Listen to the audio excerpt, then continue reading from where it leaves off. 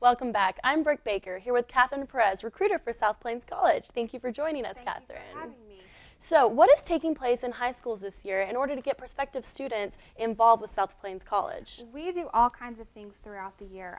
The main thing that we do throughout the fall semester is we go into high schools and they have what they call college night events. And so we go in and talk to students and their parents about SPC and what we have to offer and answer any questions they may have. Also, I go into the schools and talk to senior classes, giving class presentations, and again, just giving them information about SPC and all the wonderful things that we have to offer. Good. So has interest gone up or down for South Plains College since the recession and everything started? I think it's probably gone up a little bit. You know, people are having to find alternatives to work. If people are having trouble finding jobs right now, then they're definitely coming back to school and exploring that option so that they get their skills and knowledge expanded. Right. So I understand that you attended South Plains College and now you work here. So what is it like after attending school and now working here? It's great. I had a blast here as a student. I learned a lot from my instructors and really had a great time at SPC. So coming back and working here, it's great to still be a part of that SPC family, but also I'm able to tell students in high school and also other students that are wanting to come to South Plains what great things we have to offer here. And we do have a lot to offer, don't we? So I also understand that you're on the road a lot as recruiter for South Plains College. What is that like, being married and being on the road so often? It's hard sometimes, but you know, it's a really fun time. I get to see a lot of really great places. The high schools in this area are just wonderful and the communities are amazing, so it's really great to travel. Great. Well, thank you so much for being here, Catherine. We appreciate it. Thank you. Chantel Duran is standing by in the TV 10 Weather Lab. Chantel, I need you to do something about this weather. Oh, well, Brooke, you know, I don't know if I can really control the weather just yet. You might need to give me a little bit more time on that. But stick with us, and I'll let you know if that sun's going to stick around for the weekend.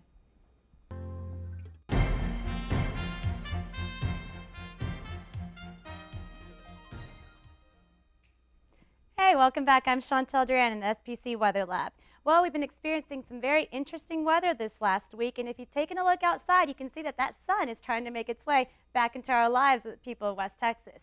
Now, we are a little bit worried about the north area. Like Catherine was talking about earlier, they're experiencing some very, very blizzard cold weather conditions. If you're wondering why, you can take a look on our map. Now, we don't show the jet stream that's in the north area. It's all the way from California here, making its way across the country to Ohio to the Great Lakes area.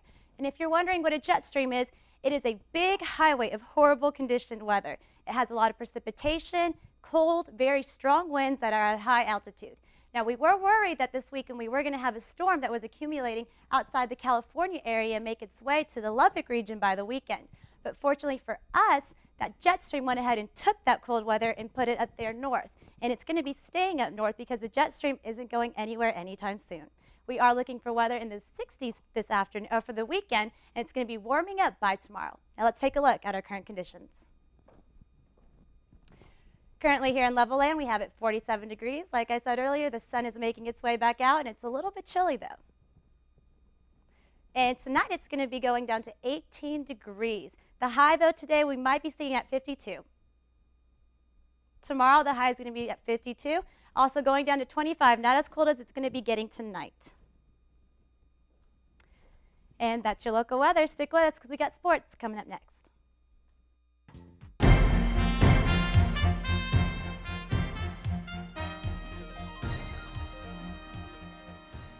The Lobos have hit the hardwood for the 2009-2010 season with their eyes on the prize, a District 1 3A title. With a core of veteran players, the Lobos are ready to enforce their will through a suffocating defense. Right, we got a pretty fair, balance in all of that. I feel like that's another one of our strengths is just that we can do a lot of different things, and we've got a couple of good post players and also some good shooters. We work pretty hard on defense and practice. The South Plains College Texans triumphed in their final matchup of the year, a hard-fought 67-61 victory at Weatherford College. Bo Ingram led the way for the Texans with 24 points, while Tramar Sutherland added 13 of his own, improving South Plains College to 9-2 on the year. Make sure you come out and support your Texan basketball team as they open conference play against Howard College here at the Dome on January 11th. The Red Raider basketball team is off to their best start in 80 years after an 80-70 victory over the TCU Horned Frogs. The Raiders already have a couple of tournament-worthy victories over Pac-10 opponents Oregon State and 9th-ranked Washington, only 9 games into this season. Tech looks to continue riding the winning trail as a date with the Cardinal of Stanford and Big 12 play is looming. After finishing the season 8-4, Texas Tech is going bowling for the 16th consecutive season, a Big 12 record. The Red Raiders will be staying here in the great state of Texas as they will head south to San Antonio to battle the Michigan State Spartans in the Valero Alamo Bowl. The second-ranked passing offense in the nation will look to exploit a Spartan defense that ranks 103rd nationally against the pass. The game will air on ESPN January 2nd at 8 p.m.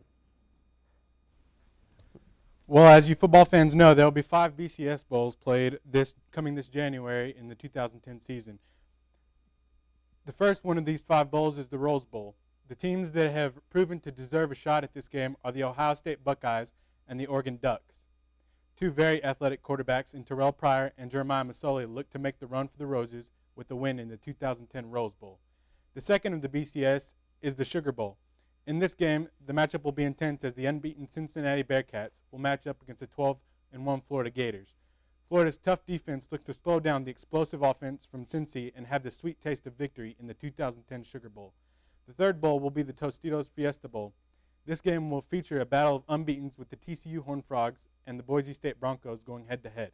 The scrappy defense out of TCU will battle the speedy and witty Boise State offense. Be sure to tune in to hear the crunch as both teams play for the win in the 2010 Tostitos Fiesta Bowl. The fourth bowl that will take place come January will be the FedEx Orange Bowl. It appears to be no different as the matchup will be tough in this game as the Georgia Tech Yellow Jackets take on the Iowa Hawkeyes. Both teams will look to squeeze the other dry with the big win in the 2000 FedEx Orange Bowl. The fifth and final of the BCS Bowls, and perhaps the most anticipated of the year, is the 2010 BCS National Championship game. This matchup will feature 2 of the Heisman hopefuls in Texas quarterback Colt McCoy and Alabama running back Mark Ingram. Alabama has a defense that will look to stop the dynamic duo of Jordan Shipley and Colt McCoy, but the Alabama offense looks to show that they can play with the best and win it all. The matchup could not be better with 2 undefeated teams going head-to-head on the biggest stage in college football. Come January 7th, 2010, the question will be answered, and we will finally know who the best team in college football is this 2009-2010 football season. So, guys, what do you think of that last matchup, the championship game? Who do you think will take it? Well, it's going to be intense. I hope Texas goes for it, man. I hope they win it.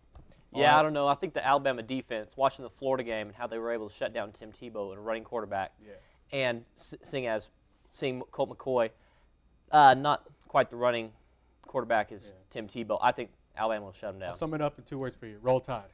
Well, that's it for us. We had a great semester. Thank y'all for joining us. Have a Merry Christmas. And a Happy New Year.